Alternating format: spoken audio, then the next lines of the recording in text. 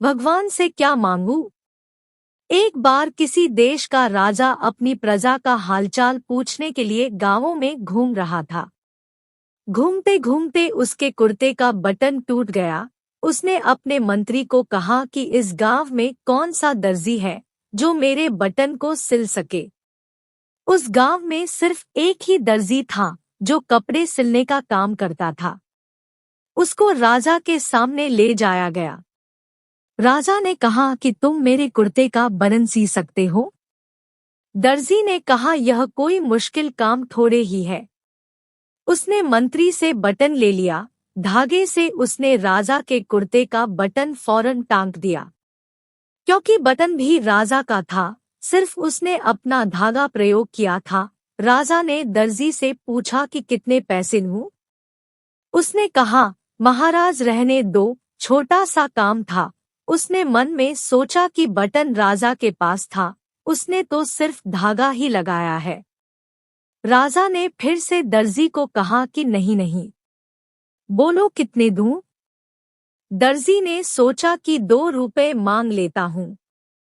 फिर मन में यही सोच आ गई कि कहीं राजा यह न सोचे कि बटन टांकने के मेरे से 2 रुपए ले रहा है, तो गांव वालों से कितना लेता होगा, क्योंकि उस जमाने में 2 रुपए की कीमत बहुत होती थी। दर्जी ने राजा से कहा कि महाराज जो भी आपकी इच्छा हो दे दीजिए।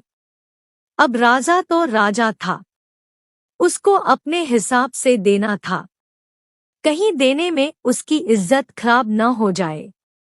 उसने अपने मंत्री को कहा कि इस दर्जी को 2 गाव दे दो, यह हमारा हुक्म है। यहाँ दर्जी सिर्फ 2 रुपए की मांग कर रहा था, पर राजा ने उसको 2 गाव दे दिए।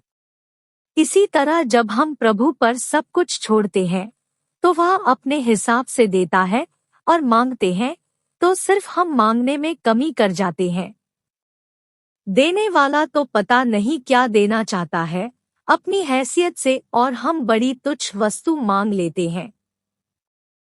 इसलिए संत महात्मा कहते हैं, ईश्वर को अपना सब समर्पण कर दो, उनसे कभी कुछ न मांगो, जो वो अपने आप दे, बस उसी से संतुष्ट रहो। फिर देखो उसकी लीला, वारे के न्यारे हो जाएंगे। जीवन में धन के साथ संतुष्टि का होना जरूरी है।